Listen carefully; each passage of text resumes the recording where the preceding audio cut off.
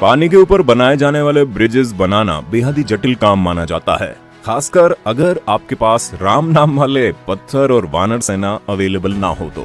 खैर, पुल तो अब भी बनते ही हैं, फिर चाहे वो नदी के ऊपर बने या विशालकाय समुद्र पर। सवाल तो ये सामने आता है कि आखिर कैसे लगातार बहते पानी और ऊंची खतरनाक लहरों के बीच में काम किया जाता है।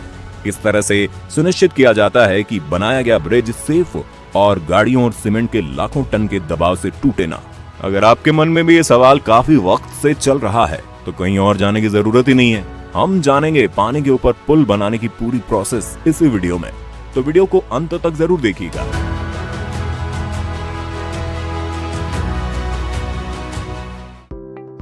पानी के ऊपर बनने वाले सभी ब्रिजेस में सबसे ज्यादा जरूरी है फाउंडेशन, यानी नींव भरना।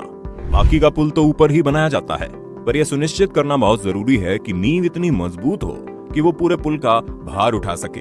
आपने ये भी देखा होगा कि किसी भी पुल को उसके पिलर से ऊपर टिकाया जाता है। तो आइए देखते हैं किस तरह ये पिलर बनाए जाते हैं।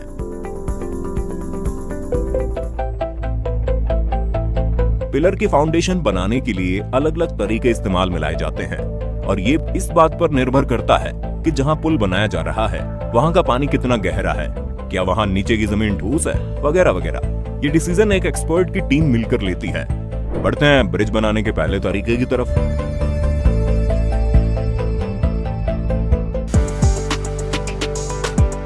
इस मेथड में हम लोग बड़े बड़े स्टील के पाइल्स को नदी या समंदर में रखते हैं और उन्हें एक कील की तरह ठोक कर नीचे की तरफ भेजते जाते हैं।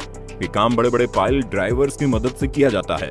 जैसे स्टील के पाइल इतनी गहराई पर पहुंच जाते हैं कि किसी ठोस और मजबूत सरफेस को हिट कर लें, इन्हें ऐसे ही छोड़कर इनमें फिर कंक्रीट डाला जाता है। कंक्रीट डालने से इनके अंदर घुसा पानी भी बाहर निकल जाता है, और एक बार कंक्रीट के सूखने पर अब ये पिलर्स पानी के ऊपर ठोस स्ट्रक्चर की तरह खड़े हो जाते हैं, जिस पर आप अब ऊपर से कंस्ट्रक्शन शुरू कर सकते हैं। कि काफी सस्ता और आसान तरीका है पानी के ऊपर ब्रिज बनाने का। बस परेशानी ये है कि ये हर जगह काम में नहीं लाया जा सकता। ये सिर्फ उन जगहों पर इस्तेमाल में लाया जा सकता है जहां पानी कम हो, इसलिए काम में आता है हमारा दूसरा तरीका।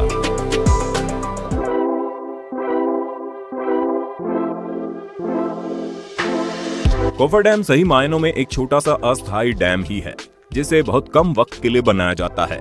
ये काफी नायाब तरीका है किसी भी वाटर कंस्ट्रक्शन को पूरा करने का। सबसे पहले मिट्टी, पत्थर या स्टील की शीट से पानी के एक हिस्से को किसी गोले या स्क्वायर की शेप में बाकी के हिस्से में काट दिया जाता है, और फिर बड़े बड़े पंप्स लगाकर इन हिस्सों से पानी को बाहर निकाल लिया जाता है। इस प्रक्रिया को डी वाटरिंग भी कहते हैं। पानी के ऊपर आने के बाद बची हुई जगह पर सिर्फ मिट्टी रह जाती है, और पानी में जाने से ऐसा लगता है जैसे किसी ने समंदर में गड्ढा खोद दिया हो।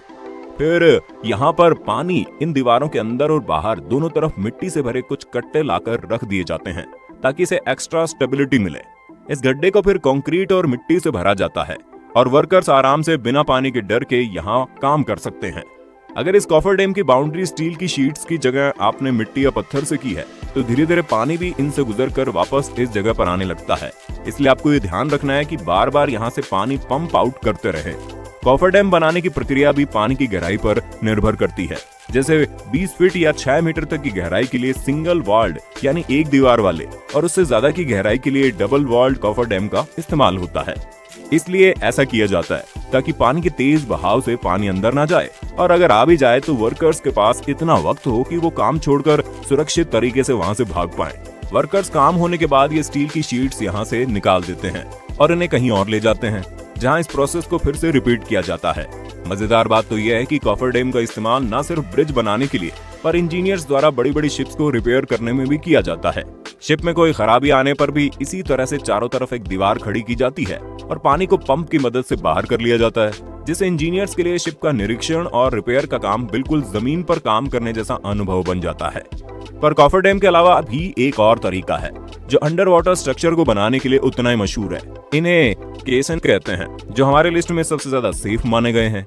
इसमें कंक्रीट का खोखला स्ट्रक्चर पहले से ही बना लिया जाता है, जिसे फिर किसी शिप की मदद से पानी में नीचे धकेल दिया जाता है। नीचे जाते जाते केसन उस तरह की गहराई पर पहुंच जाते हैं जहां एक ठोस सरफेस मिल जाती है। अब आप इन कैंसर्स को कंक्रीट से भरकर इस्तेमाल में ला सकते हैं। केसन इसलिए भी नायाब है क्योंकि कॉफर डैम से विपरीत ये बाद में खुद भी ब्रिज की फाउंडेशन का हिस्सा बन जाते हैं। केसन 3 अलग अलग तरह के होते हैं।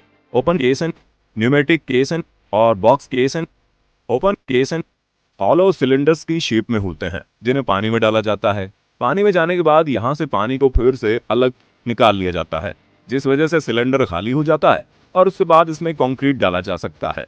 लेकिन इनके साथ ये प्रॉब्लम है कि कभी कभी पानी निकलने की वजह से एयर प्रेशर बाहर से कम हो जाता है और प्रेशर को संतुलन में लाने के लिए नीचे से मिट्टी इस केसन में घुस जाती है, जो परेशानी का कारण बन सकती है। इस प्रॉब्लम के सोल्यूशन के लिए न्यूमेटिक केसन का इस्तेमाल किया जाता है। ये भी एक आम ओपन केसन की तरह ही इस्तेमाल किया जाता है, लेकिन इसमें एयर प्रेशर को मेंटेन करने के लिए अलग से इंतजाम होता है। इस वजह से मिट्टी और पानी अंदर नहीं आते। बॉक्स केसन एक क्लोज केसन होता है, यानी इसे नीचे से बंद किया जाता है और सिर्फ ऊपर का हिस्सा खुला रहता है। पानी में जाने के बाद इन बॉक्स केसन को कंक्रीट से भरा जाता है। अगर पानी गहरा हो तो एक के ऊपर एक केसन को अटैच करके भी इन्हें इस्तेमाल किया जा सकता है। पिलर्स, कॉफरडैम या केसन तीनों में से किसी भी तरीके को इस्तेमाल करके जब ब्रिज की फाउंडेशन तैयार हो जाती है, उसके बाद काम काफी आसान हो जाता है। इसके बाद आप उसी तरह पिलर्स बनाते हैं जैसे जमीन पर। उसके बाद एक क्रेन की मदद से ब्रिज के अलग अलग हिस्से जो पहले से जमीन पर कंस्ट्रक्ट किए जा चुके होते हैं उन्हें अटैच कर दिया जाता है। और ये बड़े बड़े ब्रिजेस पानी में रहने के बावजूद भी मजबूती से अगले कई सालों के लिए ज्यों के त्यों खड़े रहते हैं। उम्मीद है आपको कुछ नया सीखने को मिला होगा।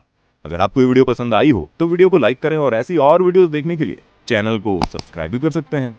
अगली वीडियो आप किस बारे में चाहते हैं हमें कमेंट सेक्शन में बताइए।